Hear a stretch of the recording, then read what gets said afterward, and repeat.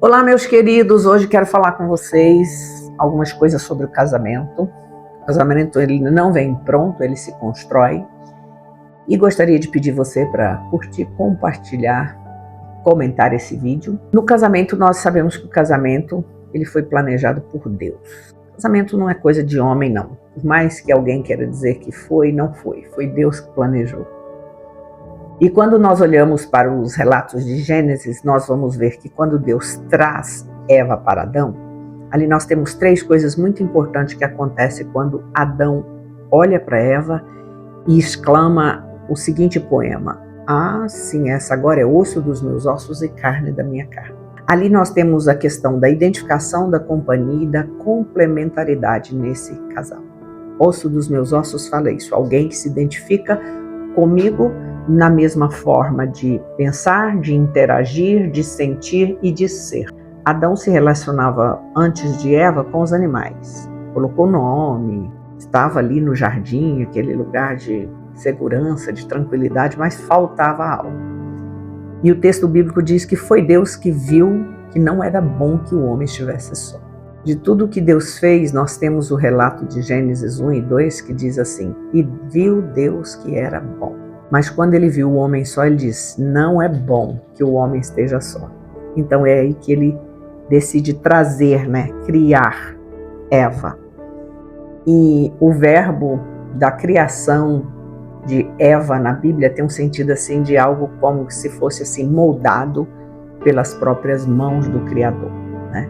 E aí ele disse que a partir daquele momento, Deus diz: "Por isso, por causa dessa identificação de Adão, deixa agora o homem pai e mãe e se une à sua mulher, tornando-se os dois uma só carne." Então, a partir daí, nós temos uma união. Mas o casamento é a união, dois tornar um no sentido de objetivo, de propósito, mas são dois indivíduos e duas pessoas diferentes.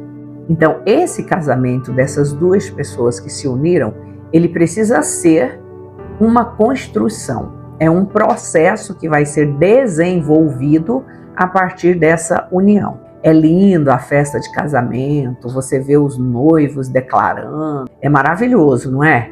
Parece que tá toda a felicidade para a vida inteira ali, mas não tá não.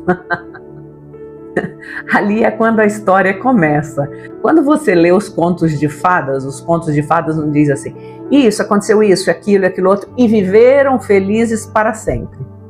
Mas ali o viveram felizes para sempre é quando vai começar realmente a história. Porque normalmente o conto de fada é só o encontro, ou as dificuldades que teve para o encontro. Então quando você ouve o sim numa igreja, num casamento, um pastor ou um padre fazendo ali a cerimônia, o sim é o começo de uma história, de um processo, de uma relação que vai tornar, que é o casamento. E eu gosto muito do verbo, porque o hebraico ele traz para nós assim a profundidade do que está sendo dito. Então, une-se os dois, tornando-se uma só carne.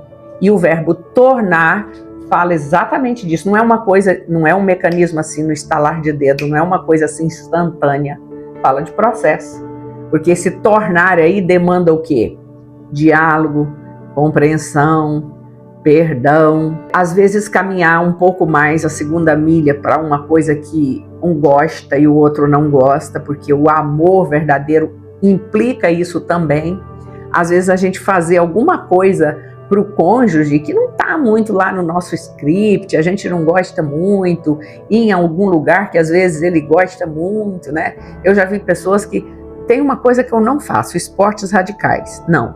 E o meu marido não é disso também, então dá tudo certo. Mas eu já vi pessoas que até isso faz para agradar o cônjuge, né? Você não vai se anular, mas quando entra esse tornando os dois uma só carne, esse processo de amadurecimento, de construção do casamento, abarca todas essas coisas, essa construção. E isso no dia a dia é fundamental nós entendermos para que o casamento se torne algo agradável, um lugar de troca, né? E o casal viva bem. Muitos casais, muitos que eu já acompanhei, e alguns que se separam eu vejo que separam porque não consegue construir juntos, não consegue juntar os objetivos, os propósitos, entendeu? Os interesses mútuos, é um para um lado, outro para o outro, é um que ouve o pai dele, o outro ouve a mãe, entende? Então isso atrapalha muito, porque quando Deus traz Eva para Adão, ele dá uma recomendação ali, deixa agora, quando Adão faz aquela constatação de que Eva se identificava com ele, aí o próprio Deus diz, está lá no texto de Gênesis, deixa agora o homem, pai e mãe e se une à sua mulher. Então, o primeiro sucesso do casamento, uma coisa que ajuda demais, eu sempre digo isso para os casais, a fortalecer um relacionamento é os dois que se casaram aprender e exercitar, deixar pai e mãe. Precisa deixar no sentido geográfico, mudar da casa dos pais. No sentido financeiro, ser dono das suas finanças, pagar as suas contas, gerir a sua vida com o salário que os dois têm ou que um só tenha. Mudar da casa dos pais, gerir financeiramente e resolver os problemas emocionais. Na primeira questão que tem, ou no primeiro problema, no primeiro desavença que tem, não corre para colinho de papai e de mamãe contar o que aconteceu, não. Resolvam os dois ali, tente chegar num acordo e, se possível, melhor ainda, se você tem uma terceira pessoa, ou um conselheiro, ou um terapeuta, ou alguém de confiança que você possa pedir um conselho, às vezes é melhor do que pedir para o pai e para a mãe. O pai e a mãe, eles têm aqui o mesmo sangue que corre nas tuas veias. Então, com raríssimas exceções, o pai não vai vai puxar sardinha para o lado da lata do filho e a mãe da mesma forma, entendeu? E isso gera um atrito muito grande com o casal. Então, às vezes você pedir um conselho de um terceiro, até melhor do que pedir para o pai e para a mãe. O pai e a mãe, eles estão muito impregnados. E tem pai e tem mãe que o filho casou, cresceu, a filha casou, mas ela está olhando ainda para aquela criatura grande, enorme, como o bebê dela, como o meu filhinho, as crianças. Tem mãe que nunca tira da vida dela esse termo, as crianças, né? Então, o casamento é essa construção e é a ordem de Deus. Deixar pai e mãe, não é abandonar. O verbo também no hebraico, deixar, significa colocar os limites necessários, saudáveis, para que agora essa unidade familiar aqui que está se estabelecendo, ela prevaleça, ela cresça dentro do que os dois querem e vão decidir fazer. Tem mãe que fica dando pitaco na vida da filha, do que vai comprar, do que vai... Não, é os dois agora, deixa os dois. Eles vão errar em algumas coisas? Vão. A gente já tem, sei quantos anos de estrada, né? Já vi meus filhos errarem em alguma compra, em alguma coisa, mas não vou interferir nisso, isso é a vida deles. Deixa os dois crescerem, isso é fundamental, isso é importantíssimo. Importantíssimo. Então, essa é a construção saudável para o casamento, né? Então, dois tornar um, aí vai falar da unidade do corpo, da alma e do espírito, né? Entra relacionamento sexual, relacionamento emocional e também espiritual. Essas três coisas fazem com que um casamento possa se desenvolver de forma sólida, de forma coesa, de forma coerente. E entendendo também desempenho de papéis. Não adianta você querer me convencer que a mulher vai ser igual ao homem, vai fazer o que o homem faz. Mentira! Até a nossa fibra muscular, a ciência mostra isso, ela é diferente da constituição do homem. Deus fez o homem para o papel dele e fez a mulher para o papel dela. E juntou os dois. A falta que um tem, o outro complementa. A falta que o outro tem, o outro complementa. Isso é lindo no relacionamento. Então vem aí um monte de baboseira aí, que nós vamos ser isso, vamos ser aquilo.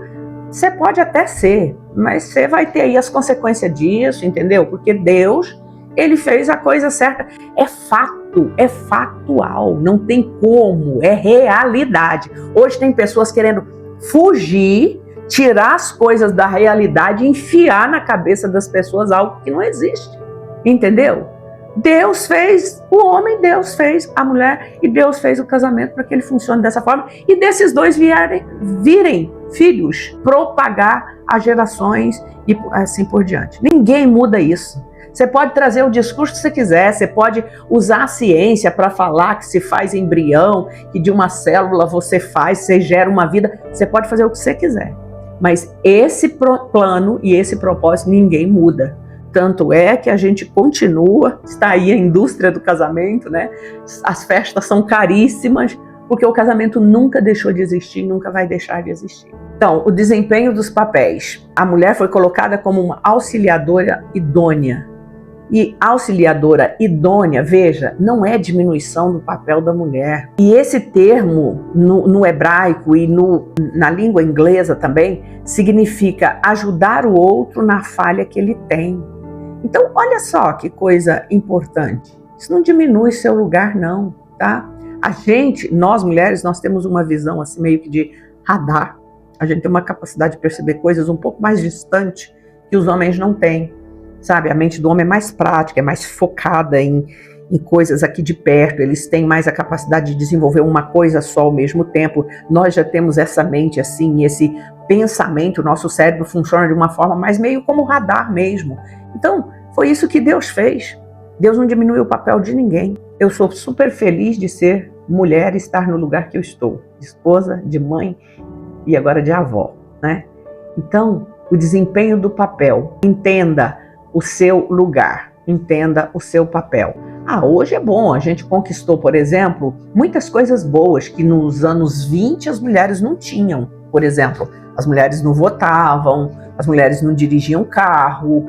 Hoje a gente faz isso tudo é bom. Isso não é querer igualar o homem ou suplantar, porque tem muitas mulheres hoje querendo ser forte ou serem mulheres empoderadas, diminuindo a força dos homens.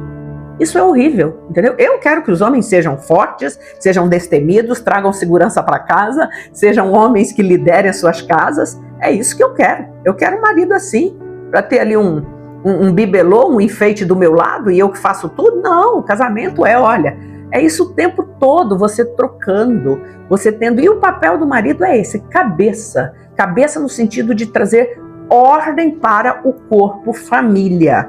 E de trazer o quê? O suprimento. O que a cabeça faz? Coordena de uma forma que tudo funcione de forma harmoniosa. Sacerdote também é isso, né? O homem é o sacerdote da casa, é aquele que conduz espiritualmente a sua família. Então esses são os papéis. Então um casamento que vai durar, um casamento que vai ficar para a vida toda, ele é construído, tá? Com todos esses pontos que nós já falamos e tem vários outros, mas para o vídeo não ficar muito grande. Então compartilhe se você gostou com alguém, curta, comente e Deus te abençoe, abençoe seu casamento.